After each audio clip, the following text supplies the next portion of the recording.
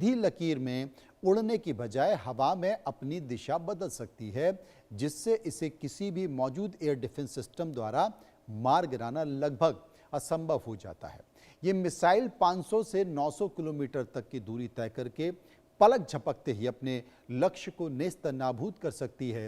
वहीं KN-24 missile, जो आकार में थोड़ी छोटी होती है, ये बहुत सटीक निशाना साधने वाली मानी जाती है, कम ऊंचाई पर उड़कर रडार को चकमा देने में माहिर है। और यूक्रेन के रक्षा मंत्रालय और फॉरेंसिक लैब्स ने जब खार्किव और अन्य स्थानों पर KN-23 और KN-24 के टुकड़ों की जांच की तो एक हैरान कर देने वाला सच सामने आया है। इन मिसाइल्स के इंजन रूसी इस्कंदर से लगभग 1.5 गुना बड़े थे। हालांकि इनमें इस्तेमाल किए गए इलेक्ट्रॉनिक कंपोनेंट विदेशी सैंक्शंस को दरकिनार कर तीसरे देशों के रास्ते हासिल किए गए थे। और उसी को लेकर चर्चा है कि जब बहुत सारी इस तरह की कंपनियों पर सैंक्शंस लगी हुई हैं तो फिर ये कैसे पहुंच गए। यूक्रेन युद्ध में सबसे बड़ा और खतरनाक रणनीतिक बदलाव जानते हैं क्या है? रूस के वोरोनेज इलाके में देखने को यह मिल रहा है। यूक्रेन की मिलिट्री इंटेलिजेंस एजेंसी GUR के सनसनीखेज खुलासे के मुताबिक रूसी सेना ने अपने पश्चिमी सीमावर्ती क्षेत्र वोरोनेज में उत्तर कोरिया की एक पूरी विशेष मिसाइल यूनिट को तैनात कर दिया है। यह खबर पूरे यूरोप और नाटो के लिए रेड अलर्ट की तरह है, क्योंकि वोरोनेज का ये नया बेस अब सीधे तौर पर यूक्रेन के दिल पर वार करने के लिए एक विशाल लॉन्च पैड में तब्दील कर दिया गया है। मीडिया रिपोर्ट के मुताबिक इस विशेष मिसाइल यूनिट में उत्तर कोरिया के लगभग 90 उच्च प्रशिक्षित सैन्य विशेषज्ञ, इंजीनियर और मिसाइल ऑपरेटर शामिल हैं। इस यूनिट को लगभग 120 उत्तर कोरियाई बैलिस्टिक मिसाइल्स और कम से कम 6 भारी मोबाइल लॉन्चरों से लैस किया जा रहा है। ये उत्तर कोरियाई सैनिक न केवल मिसाइल के रखरखाव और असेंबली की देखरेख कर रहे हैं, बल्कि रूसी कमांडर के साथ मिलकर हमलों का सटीक टारगेट डेटा भी सेट कर रहे हैं।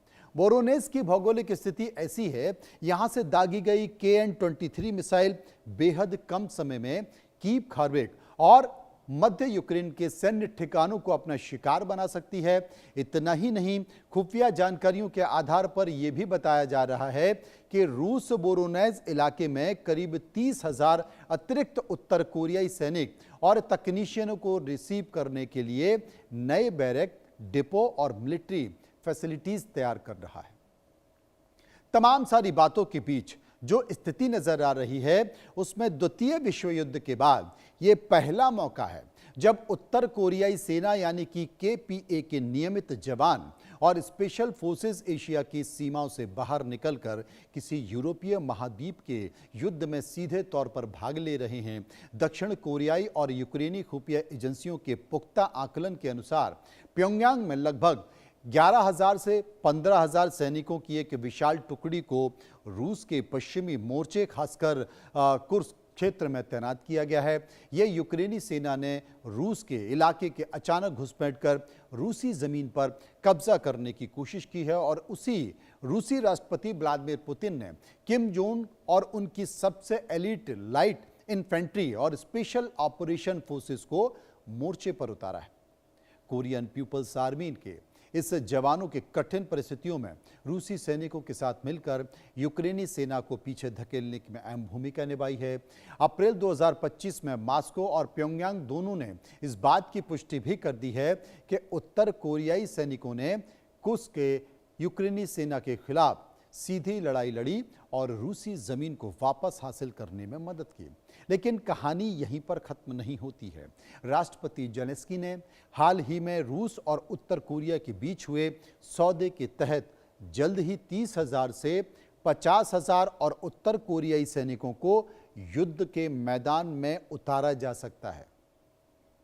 अब यह भी समझिए कि कभी भविष्य के संभावित खतरे के लिए किम जोंग अपने सैनिकों को आधुनिक युद्ध तकनीक, ड्रोन और वॉरफेयर के साथ साथ पश्चिमी हथियारों का सामना करने का वास्तविक अनुभव भी दिला रहे हैं, तैयारी कर रहे हैं। और यह सबसे महत्वपूर्ण बात है।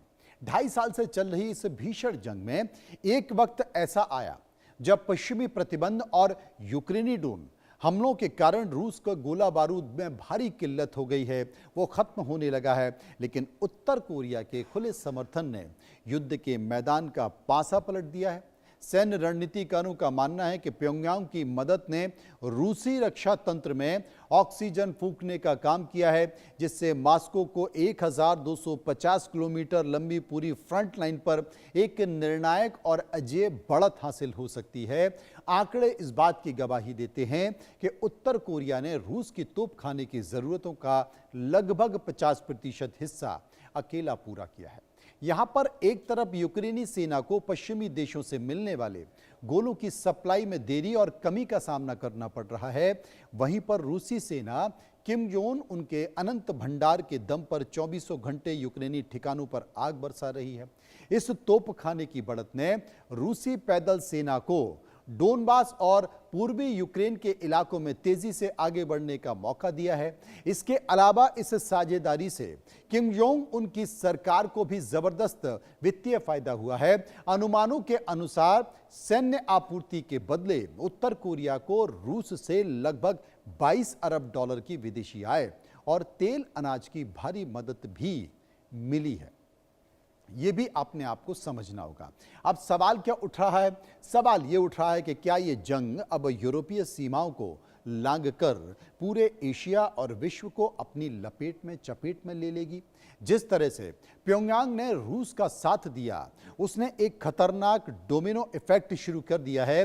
दुनिया अब दो स्पष्ट और बेहद आक्रामक गुटों में बढ़ती नजर आ रही है। एक तरफ अमेरिका, नाटो और उसके सहयोगी देश हैं, तो दूसरी तरफ रूस, उत्तर कोरिया, ईरान और पर्दे के पीछे से चीन भी समर्थन दे रहा है। अगर आने वाले दिनों की बात करें तो ये बात की संभावना है कि ईरान भी रूस को अपनी नई पीढ़ी की हाइपरसोनिक और बैलिस्टिक मिसाइल खुलेआम देना शुरू कर देगा। वहीं दूसरी ओर उत्तर कोरिया के इस हिमाकत से घबराकर दक्षिण कोरिया और जापान अपनी दशकों पुरानी नीतियों को बदलकर सीधे तौर पर यूक्रेन को घातक हथियार और एयर डिफेंस सप्लाई करने का फैसला कर सकता है। दक्षिण कोरिया, जो अब तक केवल गैर घातक सहायता दे रहा था, उसने साफ चेतावनी दी है कि अगर उत्तर कोरियाई सैनिक युद्ध में बन रहे हैं तो वो खुलेआम सियोल से सीधे कीव को भी भारी हथियार भेजेगा। इसके अलावा चीन पर भी दबाव बढ़ रहा है कि अगर नाटो देश यूक्रेन को रूस के अंदर गहराई तक मार करने वाले पश्चिमी मिसाइल के इस्तेमाल की पूरी छूट देते हैं तो फिर चीन भी रूस को खुलकर आर्थिक और सैन्य मदद दे सकता है। ये हालात सीधे तौर पर वर्ल्ड वॉर 3 का मंच तैयार कर रहे हैं, क्योंकि शुरू में लोगों को लग रहा था कि यूक्रेन और रूस युद्ध खत्म हो जाएगा, हथियार खत्म हो जाएंगे, लेकिन हथियार खत्म नहीं हो रहे हैं। दूसरे देश हथियारों की मदद कर रहे हैं। लाखों मौतें, करोड़ों बेघर शरणार्थी और खरबों डॉलर के नुकसान के बाद भी यह सवाल हर इंसान के दिमाग में कौंध रहा है कि आखिर ये रूस यूक्रेन की जंग खत्म क्यों नहीं हो रही है। राष्ट्रपति व्लादिमीर पुतिन के लिए यह जंग केवल यूक्रेन के साथ सीमा विवाद नहीं है, बल्कि नाटो के पूर्व की ओर विस्तार को रोकने और रूस को एक महाशक्ति के तौर पर स्थापित करने की लड़ाई है। दूसरी ओर जेलेंस्की और यूक्रेन का मानना है कि किसी भी शांति समझौते के लिए रूस को 2014 के बाद से कब्जा की गई अपनी पूरी जमीन, जिसमें क्रीमिया और डोनबास भी शामिल है, खाली करनी होगी। पश्चिमी देश, खासकर अमेरिका और ब्रिटेन भी रूस को पूरी तरह से रणनीतिक तौर पर कमजोर करना चाहते हैं। इसलिए वे लगातार यूक्रेन को अरबों डॉलर की सैन्य मदद दे रहे हैं। लेकिन इस जंग के लंबे खिंचने की सबसे बड़ी और ताजा वजह बन चुका है रूस और उत्तर कोरिया का अटूट गठबंधन। जब भी रूस पर सैन्य दबाव बनता है, उसके हथियार खत्म होने लगते हैं, तो प्योंगयांग की नई मिसाइल और तोप के गोले पहुंच रहे हैं। जब तक दोनों पक्षों के पास अपने अपने मददगार खड़े हुए हैं, कोई भी देश अपनी शर्तों से पीछे हटने को तैयार नहीं है। तब तक शांति की हर उम्मीद बारूद के धुएं में उड़ती रहेगी और संभावना बिल्कुल ना के बराबर रही।